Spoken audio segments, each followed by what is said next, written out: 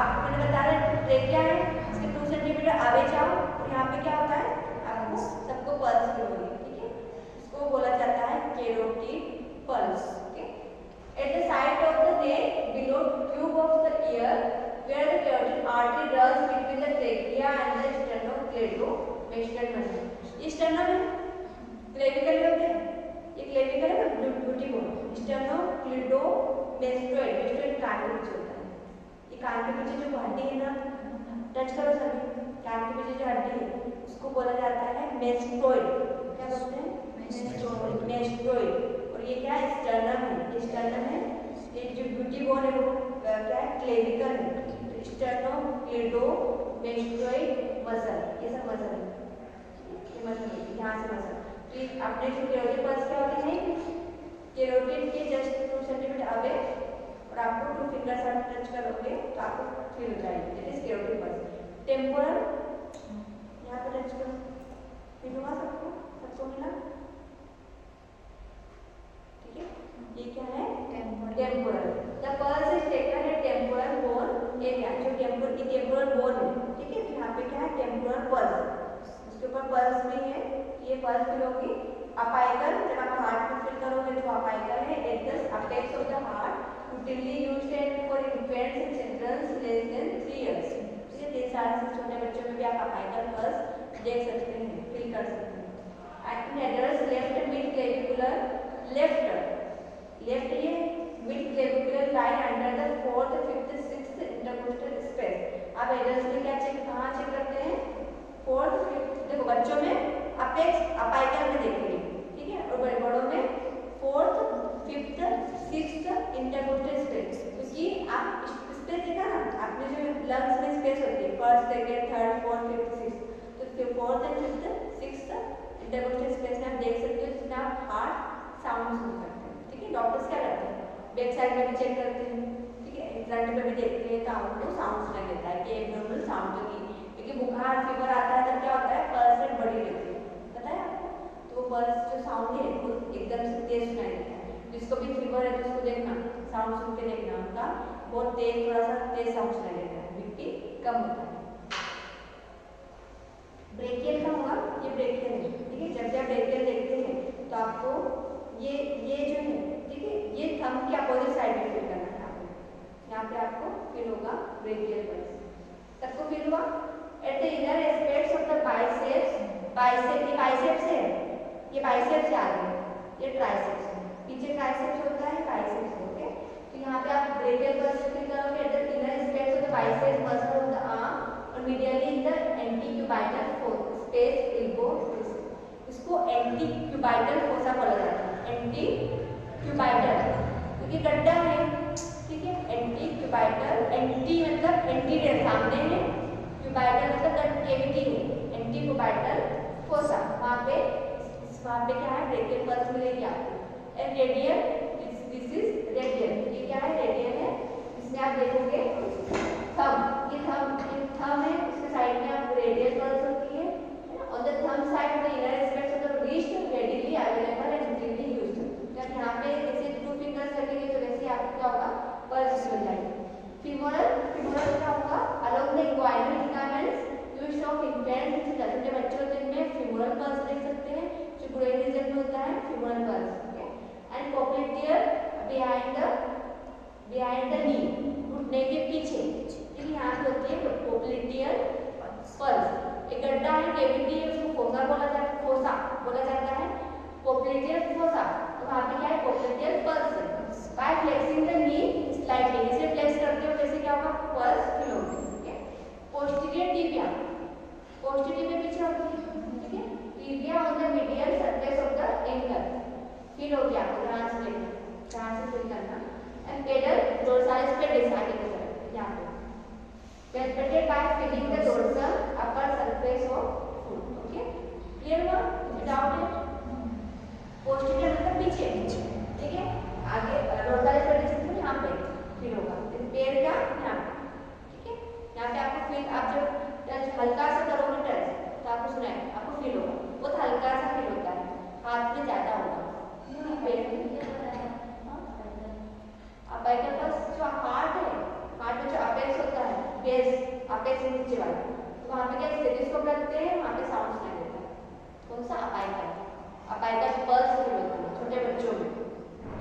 तो जो आपका हार्ट है ना, हार्ट के नीचे बेस अपेक्स होता है, ठीक है, वहाँ पे क्या करते हैं स्टेथोस्कोप रखेंगे तो वहाँ पे क्या होगा, साउंड सुनाई देगा स्टेथोस्कोप से। ऐसे साउंड फील कर सकते हो आप।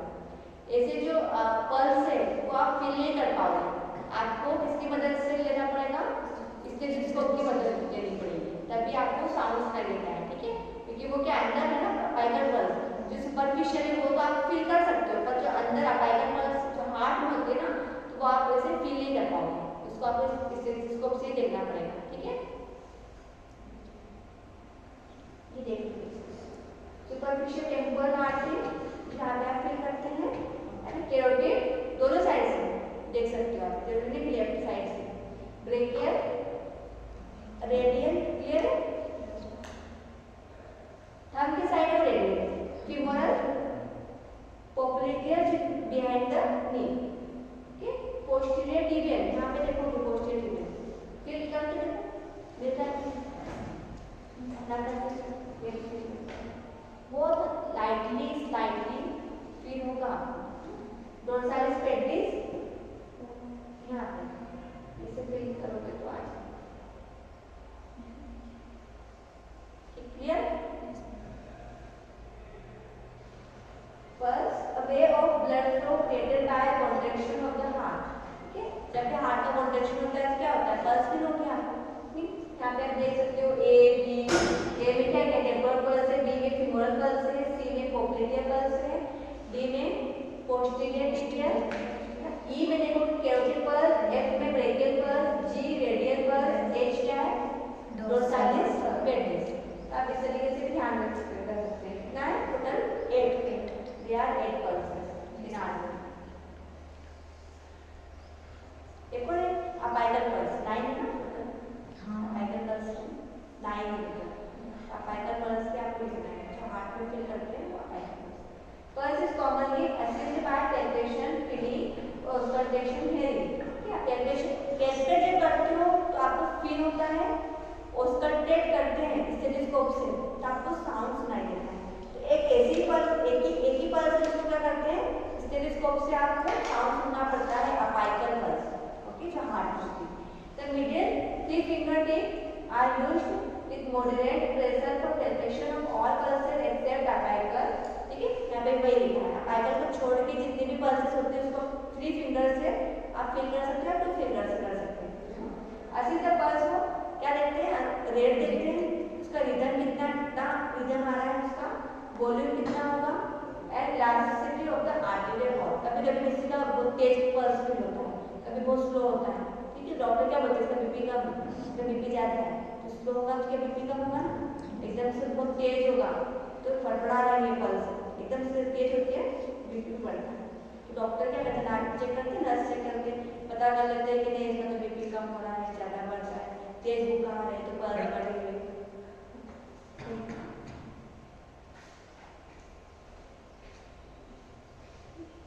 इसे भी आप चेक कर सकते हो, पर आपका सबसे 3 फिंगर से अच्छा है 2 फिंगर सबको फील हो रहा है ना, फिर आप चाहो 3 फिंगर से भी कर सकते हो।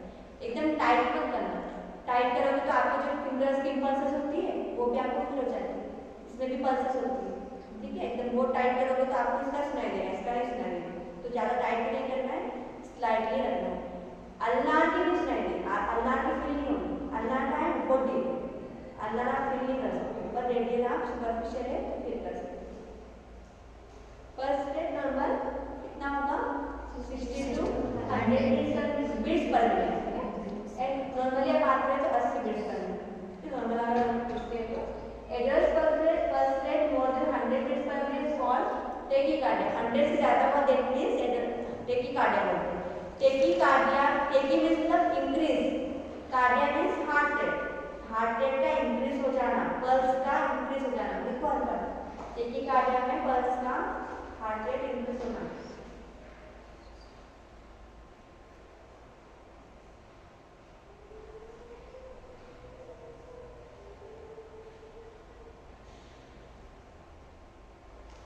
And adult pulse rate less than 60 beats per minute is called bradycardia,